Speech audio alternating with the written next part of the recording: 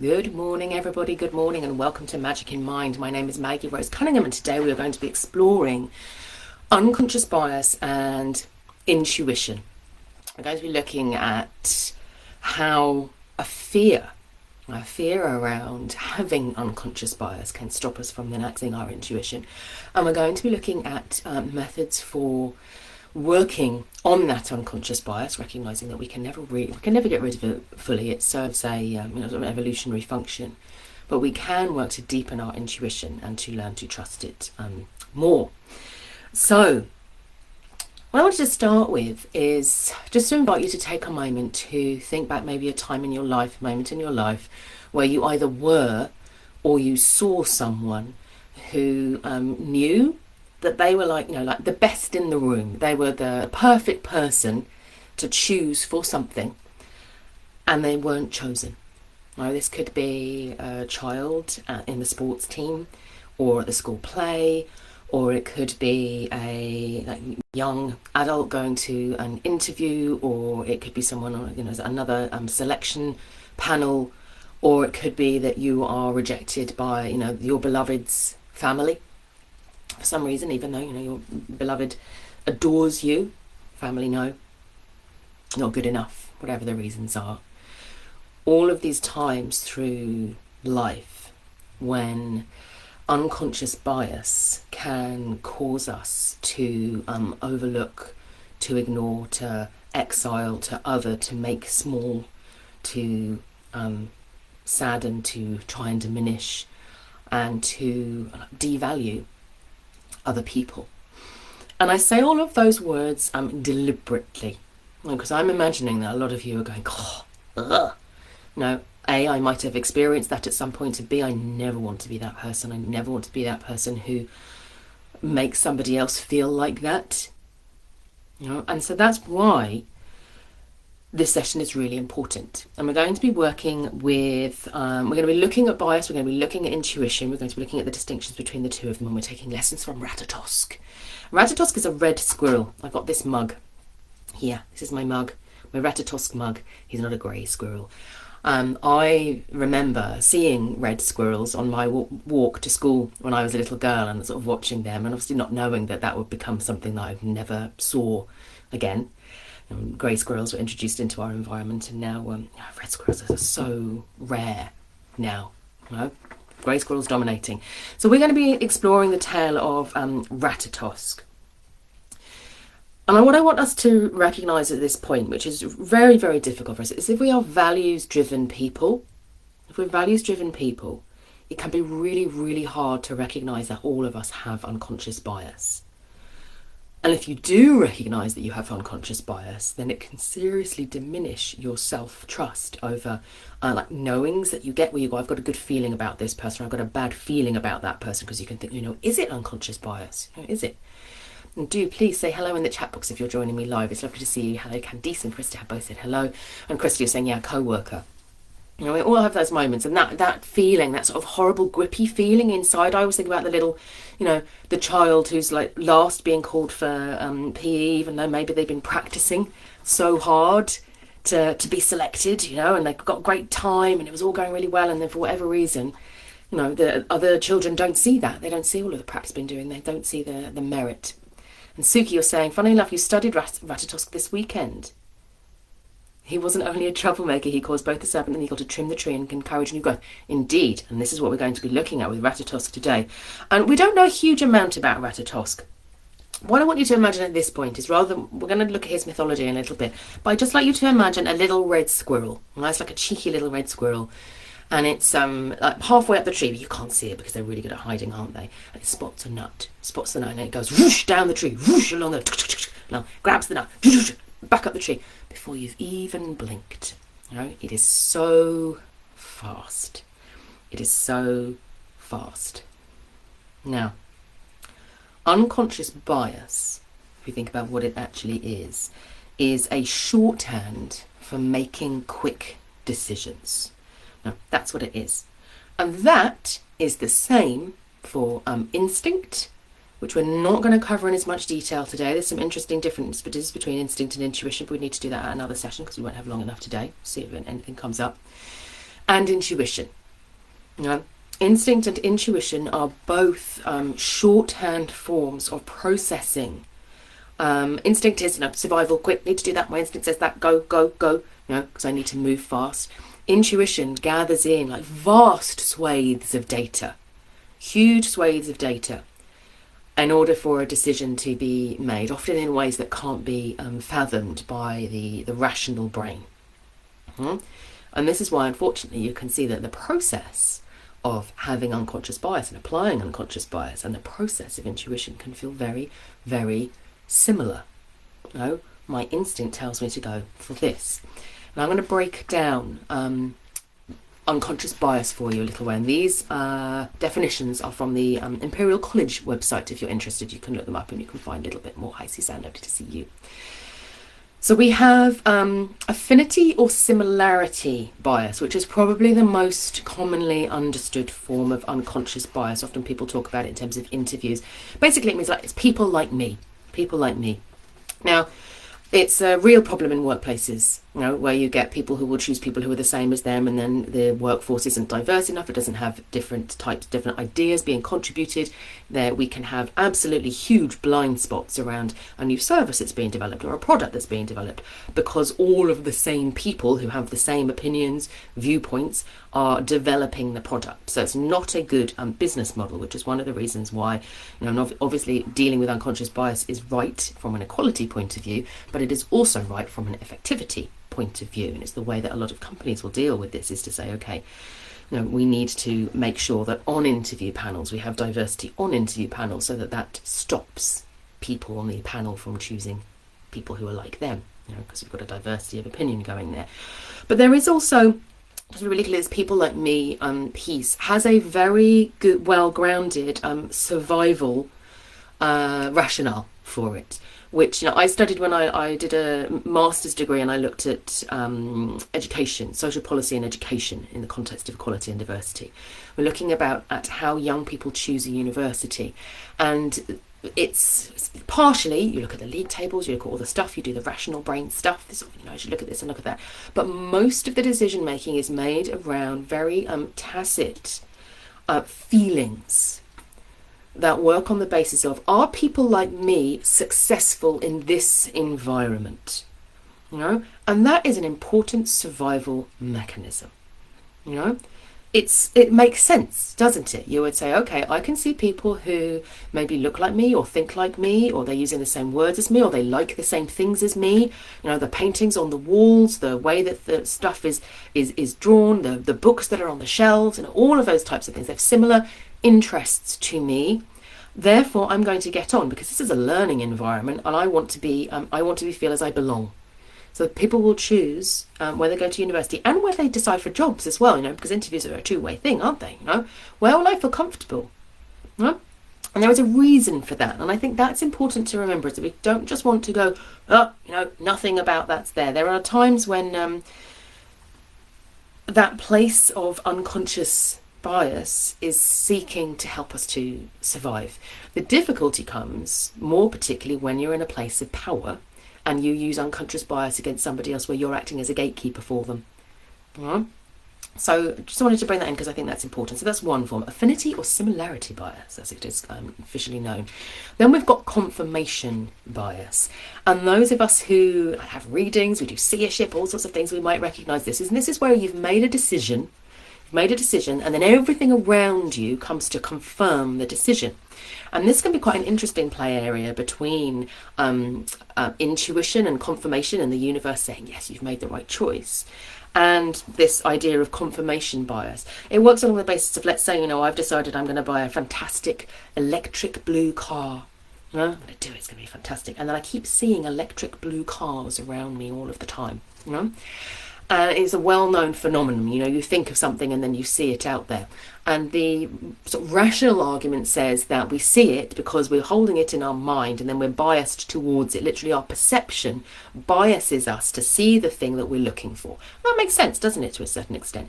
And this is a very important, this is a landscape of knowing that we're traversing at this point. Ratatosk is looking for his acorns. Where's the acorn? Oh, we saw an acorn over here. So there's more likely to be more acorns over there. Well, makes sense, doesn't it? But my intuition tells me that there might be an acorn over there. But all sorts of reasons why your intuition has told you that there might be an acorn over there. We'll come into that later.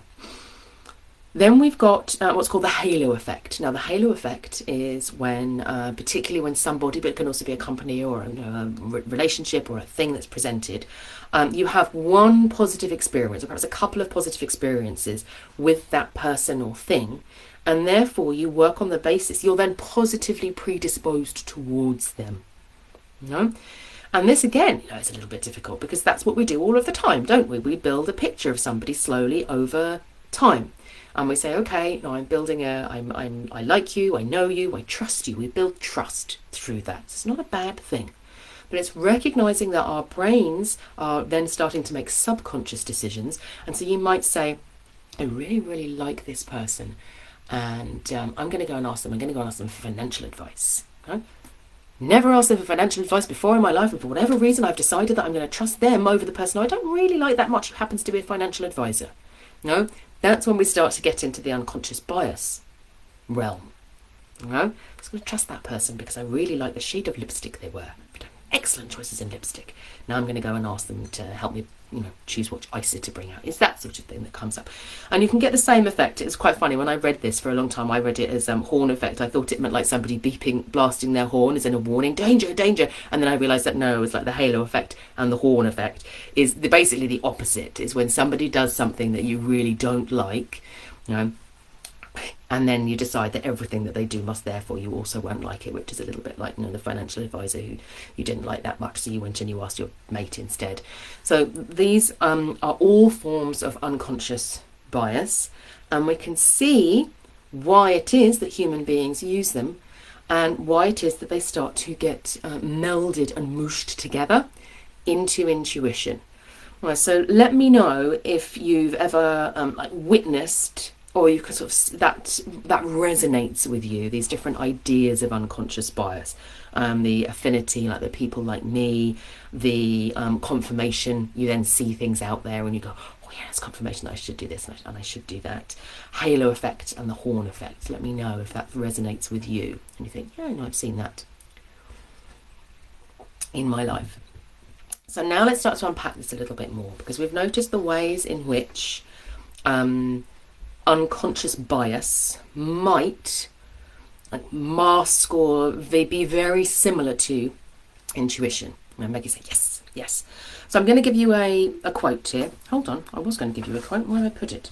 Where have I put my quote? It's a good quote. It's a quote worth waiting for. I didn't write it down. What a fool I am. I'll find the person who it's by. But basically it works on the basis that the narrowness of our self-identity in terms of gender, colour, language we speak, sexual orientation, preferences on whether we have a terrace house or a detached house, all of these things that form the narrower our field of identity. This is who I am. The more likely we are, the more prone we are to violence. And I'll find where that comes from, because I wanted to tell you where it comes from, so apologies for that. I'll put it into the chat box. I found that really interesting. I was like, So the more that we are, this is my narrow field of who I am and what defines me, the narrower my definition of me, the more likely I am or prone I am to violence. And this quote was brought to me in the context of looking at identity and looking at being comfortable with ourselves and being able to embrace the all around us and the ability to feel more deeply into our connection with others in the world. And I think this is where we need to start to... I'm sorry, I'm getting a lot of binging on here. I don't know why I've got the bings. Apologies. I hope it's not disturbing you. When we have a very narrow definition that is centered in the head. So let's say, I decided this is who I am, this is who I am, this is what I am not. And the smaller that is, the more likely I am, for some reason, to do violence on others. I'm so sorry, I do not know where that pinging sound is coming from. It's very irritating. I have everything else turned off. Maybe it's Ratatosk going bing, bing, bing. I don't know. Probably. He's a bit mischievous, isn't he? No idea where it's coming from. So, let's see if I can keep my focus with Ratatosk binging and speaking to me while we do it. So we've got this narrowness of field, this narrowness of what we will allow into our lives. If this is me, this is what I am. I might think about this as, imagine the student who's selecting the university, and they say, well, I can't possibly be with people who don't have share the same opinion as me. They don't have the same, they're not attracted to the same people as me. I only need to have those people. I need to push away everything else. It's a very separatist way of living in the world, and it's very head-based. Now, when a baby is born, a baby doesn't look at the first carer that is offered to it and say, well, you don't look like me, you're much bigger than me, and you're speaking some gobbledygook language that I don't understand, and therefore, I don't trust you, I don't belong with you, go away. We just don't do that. And this is one of the things that I think is important, is that unconscious bias, we're not born with it, because it is predicated on the web of categorization that we have created in the world about what is me and what is not. This is someone who I can trust, or this is a decision that I have made and no others are available to me, or this is a good person and this is a bad person. It's entirely predicated on the construct that we have created about the world. And the more we do that, the more we separate, the more we define, the narrower it becomes. Okay? And this is important. So what I'm going to ask you to remember, and this is an important piece, is that narrowness of field and breadth of field distinguish bias and intuition. Narrowness of field and breadth of field distinguish bias from intuition.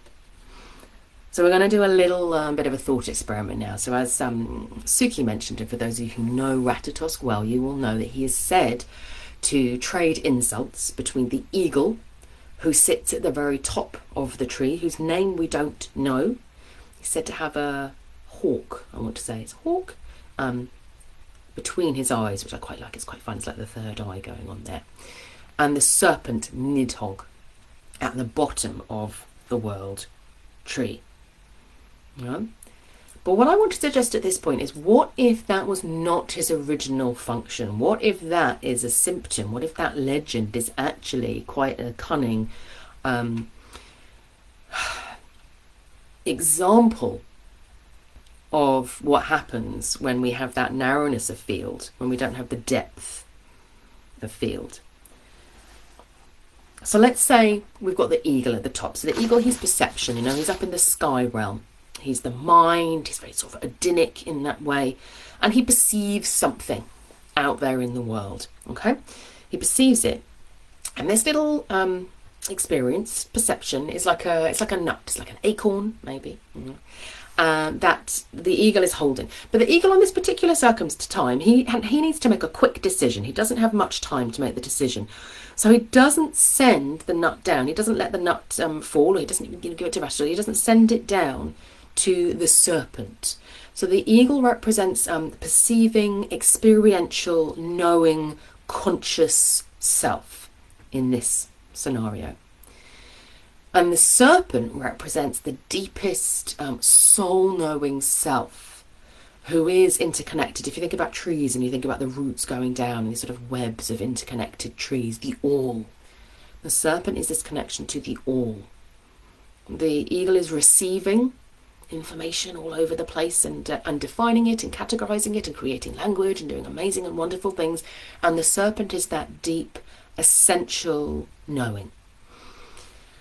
But the eagle says to Ratatosk, he says, no, I don't have time to send the nut down to the serpent to see what the serpent thinks, because I need to make a quick decision here. So I'm going to use my categorized knowledge, yes, it's unconscious bias, but it's sort of surface level.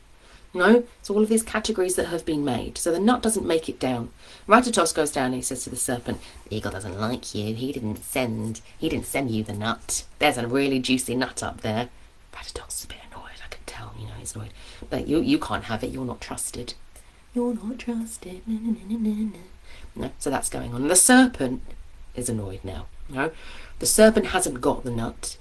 The serpent's a little bit. So the serpent started to gnaw on the roots of the world tree here, starting to have its own difficulties and problems. And the serpent also has its own perception. It has a deep body perception. And the serpent is picking up on stuff, even though the eagle hasn't sent the nut down. And it doesn't mean that the serpent hasn't received some stuff from that encounter. Maybe because the eagle didn't fully process the nut, there are emotions around fear, or, could I have done something differently? Could I have done something else? I needed to push that person away, that they don't belong with us, they don't belong here, all of that stuff coming through. Or maybe there was a response, maybe there was an emotional response that the eagle picked up on when they said, no, I'm having the red car, not the blue car, or whatever it is. I made the decision without reference to the serpent. And the serpent picks up on the repercussions of that. But the serpent is not going to talk to the eagle now. No, I'm not going to talk to the eagle now. That's too much. No, then the eagle will have to take responsibility for their actions, and the eagle might feel guilty about that, and the eagle doesn't have any time to deal with feeling guilty about that. So the serpent just carves that guilt, shame, fear, anger, whatever it is, into the roots of the world tree. So it's like a wounding down there in the roots of the world tree. Ratatosk sees all that happening. He goes back up to the eagle and he says, serpent's not happy. Serpent's not happy. Serpent's really uncomfortable. Serpent's eating the roots of the world tree, and the eagle's just like, I don't have time for this. I have to keep going on with stuff. Let's just pretend that is not happening, shall we? This is where the body, the sickness of the body can come through. For those of you who know, and you sort of have that deep soul knowing, you'll know what it feels like when you're not doing the having the guilt and the things like that, but it's going somewhere. It's going into the root system of all of the other trees who are standing next to this particular tree with the eagle and the serpent at the bottom, and the unhappy serpent is gnawing away, and then all of the other trees are going, I've got to save the tree, let's send them some energy, let's try and do something there. So it becomes deeply uncomfortable. We feel woundings, we feel disease, we feel all of these challenges. And then the serpent doesn't feel heard either, so the eagle's not listening to the serpent's not listening to the eagle, and then Ratatosk is just running up and down between the two of them, doing the trading of the insults. Okay? Now, I want you to remember, and Candy Sleep put this very, this is a fascinating psychological perspective, and that's important. It is a psychological perspective. I have no, this is not in the legends. The insult trading is, and the idea of the eagle and the serpent has been discussed many times as being the partnership between the subconscious mind and the conscious mind, or perhaps, I think, between the conscious and the subconscious of the individual, and then the embodied knowing collective consciousness that the serpent might represent. That has been discussed. It's been put forward as a theory many, many times. But what I'd like you to imagine now is that not all of the time, but in the majority of cases, the eagle receives the nut. This is a new experience. This is something I haven't had before. This is a person who's offering something new to me, or it feels unfamiliar in some way. It's an unfamiliar experience. And instead of just saying, right, what is something about it? It feels uncomfortable. The eagle sends the nut down, gives it to Ratatosk, and Ratatosk carries it down the world tree. Yeah? And the serpent eats the nut. The serpent eats the nut. Now, this is, there's so much more that you can look at, and if you're interested in this, I would really recommend the book. It's called Radical Wholeness by Phil Shepherd. I'm going to try and explain just a tiny iota of what he talks about here. What he says is that the process of allowing our experiences to move down from out the conscious mind up here into the deep knowing self, right down into he calls it like the knowing of the pelvic bowl, which I quite like. It's this place of the serpent.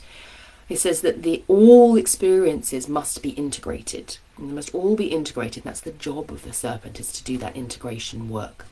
And when they're integrated, then they don't become like fragmented, uncomfortable, inauthentic truths that the eagle is putting up there to protect itself, nor do they become parts of our shadow self or emotions that we're storing in the body, or things that we're basically just putting in the body because we can't integrate them, and so they sit there causing us to be, in pain or distressed or uncomfortable in some way. The serpent integrates all of this knowledge, and from that integration process, compost is made, let's say, forms a rich soil for the tree. And that wisdom that has been generated through this process, through this deep integration of many, many layers, then flows back up the tree, as sap and as energy, and it goes up and it becomes more readily available to the eagle, who can then access that as intuition, not as unconscious bias. As a deep know. You remember I talked about intuition as being that sense of being connected to the all, or being connected to many, many possibilities. And this is the process of integration, of experience, moving experience into the self. And I sort of think that maybe that's what Ratatosk really is supposed to be doing, and would quite like to be doing. Taking the nuts back on, maybe feeding this nut to the serpent, or perhaps like burying that one on the deep earth. Maybe that is a little bit too much, for the serpent to deal with at this point. So Ratatosk stores it. And then when the time is right, the serpent says, "There's a nut down here I need a bit of help with." And the eagle says, "Right, we'll go out and we'll get the support that we need to deal with this, to bring this particular piece of wisdom up into the light." And so how do we do that process? How do we go through this? I talked about babies, didn't I? I talked about babies being born not biased. They learn bias as we go through. They're born with instincts. They're born with deep instincts that are come from that deep field of knowing. That reaching and holding onto a finger when it's offered, and suckling, and all of those things. That's knowing to trust, isn't it? What to trust, and reaching for what you need. And they also, as children grow up, we are born and we, until we're about 10 years old, there is a part of the brain that is absorbing information so unbelievably fast. And that part of the brain that is absorbing information so unbelievably fast is attached to the mouth. And the mouth says, "What's that? What's this? What's that? What's this? Why does that happen? What does this happen?" La, la, la, la, la, la, la, la, la, la, all of the time. I have 2 children under 10. Now, I'm going to call this the mystic self. This is why I brought this topic for us with the mystic self. So I think of Ratatosk as being that part of the, he's like a mystic himself, bringing the knowing of the eagle down to the serpent, and the knowing of the serpent then rising up, and Ratatosk is like running with it back up to their eagle. So we've got a bit of a mystic there. But the mystic is also the seat of our curiosity. That's where that curiosity goes. Now, what I'd like you to imagine is that you've got a little baby mystic. They're out in the world. They're interested in everything, and they ask a question. Like, why is that person? Why has that person got different skin color to me? Or why has that person got like tattoos down their face? Or in my case, I asked my mum, "Why has that woman got hair that color?" Whatever it is. And then I said to the lady, I said, "My mum is not to say anything. She says not to say anything about your hair." I was that child. My poor mother. But that, my mum was obviously just trying to be like, we don't need to talk about hair. It's fine. And I know she's going to talk about the hair. What happens if when you ask those questions, your trusted adult says to you, "Oh, that's someone we don't associate with. We don't associate with them." That's shutting down at that point. We're shutting down the mystic Maggie. I was that child too. Yeah. Baby mystics, Maggie. Baby mystics. Be kind to them. They don't know when to stop asking questions, and they don't know when to stop making observations about the world. What about if you see a sign or a symbol or something on the, I don't know. I'm trying to think of something at this moment. A skull on the wall or something like that, and they go, "What's that?" And your trusted adult says, "That is evil. We don't go near it, we don't talk about it, we don't say it, it's absolutely evil. Get away from it, get away from it." What does that mean? Whoa. My tummy's getting a bit tight now, and I need to not receive that, and I don't know what to do with it. And I know that's, do I need to be afraid of it? Why was I interested in it in the first place? Is there something wrong with me? No? Or, what's that woman doing at the top of the stairs, Mummy? There's no one there, darling. No, there's no one there. But I can see them. No, you can't. Or, why do I have that bad feeling when I go into that room? You don't. Yeah, you're being silly. No? Doesn't have skulls everywhere. There you go. There'll be no problem with that, would there? But these are the ways in which we learn how to, okay, I need to not ask those questions. What is it that I need to not associate with that? I need to compartmentalize it. And all of these complicated feelings I might be having about that I was curious about it and I wanted to know. No. We put it over there and we compartmentalize it and we make our life a bit narrower. That's not like me. That person is not like me.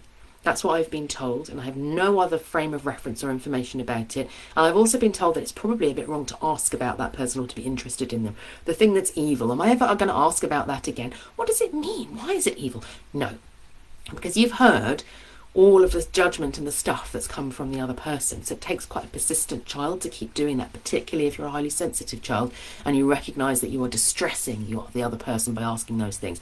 It isn't there. Whoa! That's a big one, isn't it? I need to not trust myself. Who's right? My trusted adult or me? In that moment. Let's compartmentalise. Let's even cut off that entire part of my perception. Let's push it down. Don't speak to the serpent about it. Just give it to the serpent to hold. The serpent's busily there gnawing on the roots, just going, oh, I can see the thing. And the eagle's going, no, you can't. You can't see it. Stop telling me that you can see it. Ratatosk's going, he doesn't trust you. He doesn't trust you. All of this is happening as we go through.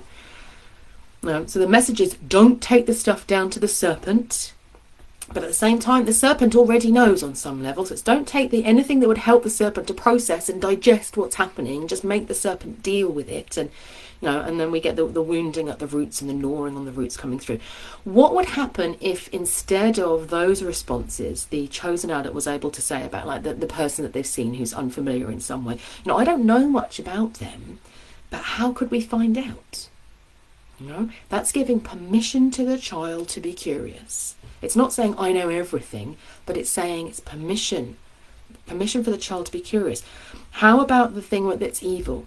Instead of saying it is evil, but how about saying it's something that I was taught would harm me, and I can tell you about that if you like, and then you can make your own decision. Oh, well, that'd be wonderful. How about instead of saying it's not there or you can't feel it, you said, it's something that I can't see and I can't feel, so I need you to tell me about it. Can you do that? The gift of curiosity is one of the most vital gifts of the mystic. And Ratatosk is a wonderful teacher for the mystic. So when we talk about like taking the nut, this perceiving moment that you've had down to Ratatosk, it isn't about analysing. It's not about saying this happened and then this happened. We can do that. We can have a conversation and we can talk about things, and that's useful. But before that happens, it's about feeling, isn't it? It's about feeling it. So sometimes it's simply about opening down into that, like feeling into the belly and feeling what is it I'm actually feeling in this moment. Where am I feeling it in my body? Opening to receive that moment and trusting that deep processing will take place and that the answers will be revealed to you in time. It is letting go of the analytical mind. It's absolutely letting go of the analytical mind. We can do wild voice writing, we can do journaling, we can do meditations, we can do shamanic journeying, so many different ways in which we can seek to journey away from the rational mind. Now, which again is really the realm of the mystic. And I think about this and I think about, we haven't talked about the hawk, have we, here? But that could be a whole extra live, really, talking about that bit. So we've got Ratatosk taking the nuts down, we've got the hawk flying out, finding other perceptions. So it's opening to perception and not judging what that perception might be, sort of bringing that openness in, doing your journaling, and again, it's not analytical journaling, it's just saying, this is what I felt, this is what I perceived, this is how I could come to know more. Opening and allowing yourself to say, you know, the curiosity is there, it's come up. And working on the basis that as you practice meditation, as you practice being at peace and in the center of yourself, you're activating your seer there, that deep seat of your knowing. And as you move out and you do like journeying work, you do, what's the word I'm looking for? Journaling, journeying and journaling, anything that separates you from the conscious mind and allows your consciousness to explore, you know, what's going on, is also opening up to new possibilities, and, you know, really loving that curious self. Now, it's not just curiousness, and this is important. This is important to know. One of the ways in which our curiosity can be squashed is by being afraid to seem ignorant. Some of our most important, you know, moments where we go, oh, you know, I don't know the answer about that. I don't know the answer for that one. Is to say nothing. I'll just say nothing, and then people might think that I know, or I can go away and I can process it and I can ask those questions again. And for some of us, if we're introverted, that's, you know, there are times when we might be, okay, you know, I need to actually process what's happening and go away. But for those of us who are introverts in that way, and I'm an introvert, you have to then come back again and ask the questions. And you don't leave it. You come back and you say, I've thought about what you said and I've got some questions about it. So the power of curiosity. And it's working on the basis that the more you do this, rather than saying, I've put that in that box and I've defined that over there and that's it. Every time you do that, you're expanding your intuition. Excuse me. You're creating those channels for the knowing of the deep self to come up and to come through. Every time you ask a question, every time you go into a dreaming space, or you do your journaling or your writing, you are inviting and creating those channels for spirit to come through. You know, your deep knowing down in the serpent, and then you've got your channels for connection to spirit, you know, up here.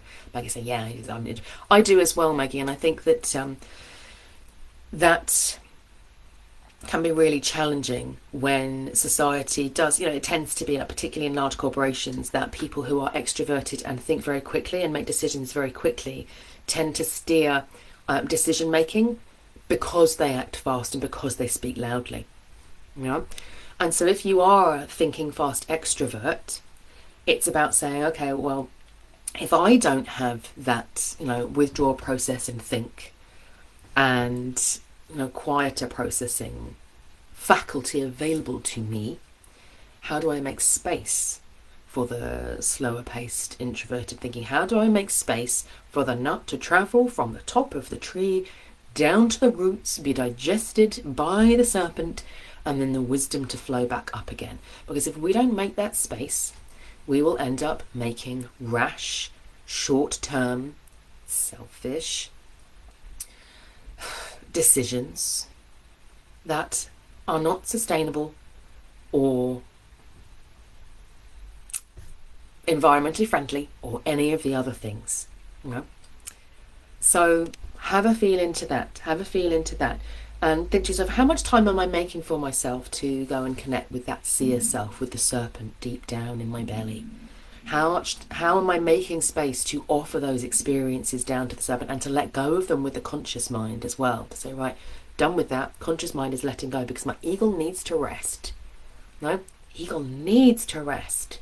Trust the serpent. No, make space for that. Make space for your journaling. Make space for your journeying out, your dreaming space, because this isn't just about, you know, and it's not just about personal spiritual development. It is also about the way in which we make decisions in the world. And I say we collectively as human beings at this particular time in life, you know, we need to make friends with Ratatosk and recognize that he is doing more than trading insults between the conscious mind and the unconscious all.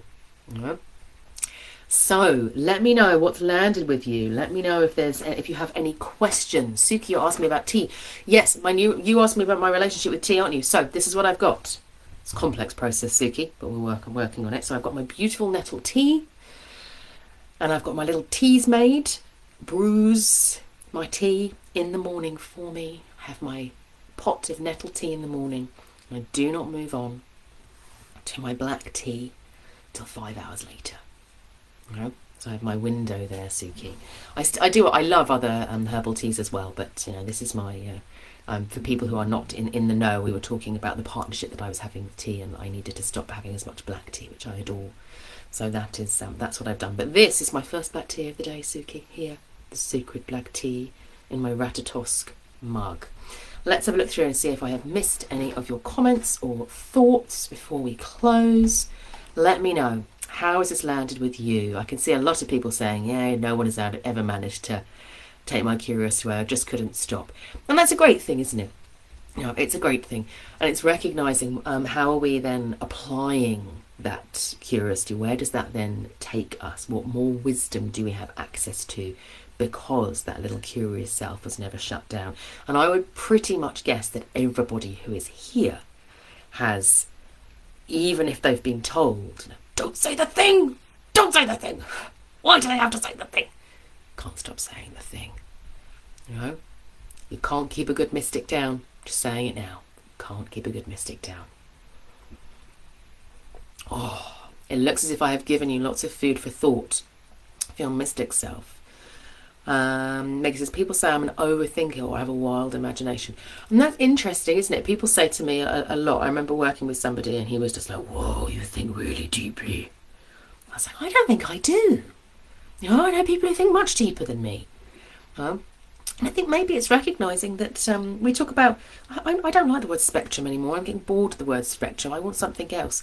But it's that treasures, isn't it? It's that recognising that if you have a table, you know, table full of humans, we don't need a table full of extroverted, quick decision-making people. We need some of them. They're brilliant, you know. Often they clarify for me what I think. I go, why is it that, you know, I spent ages talking about that and they've just said in one sentence what it is that I said, only because I said it first with lots of length. No, we need the people who ask the difficult questions. We absolutely do. And we need the people who make peace in the room and, you know, move it all over. You know? Deep thinking. And for you there, and I think that Maggie, you already do this anyway, you know, for other people, it's recognising the difference between overthinking, where we can think about overstimulating the eagle, that the eagle's just like, I can't let go, I can't send the nut down, the nut's here, the nut's here, the nut's here, and letting go of it and allowing it to sink, you know, right down into the depths, and to say, oh, that was hard. Dreaming process, and I've used this so many times, and I know so many people who do, where you say, I'm going to have a sweet, deep, beautiful sleep, but during my sleep, the answer to this particular problem is going to present itself to me. That's sending it down to the serpent.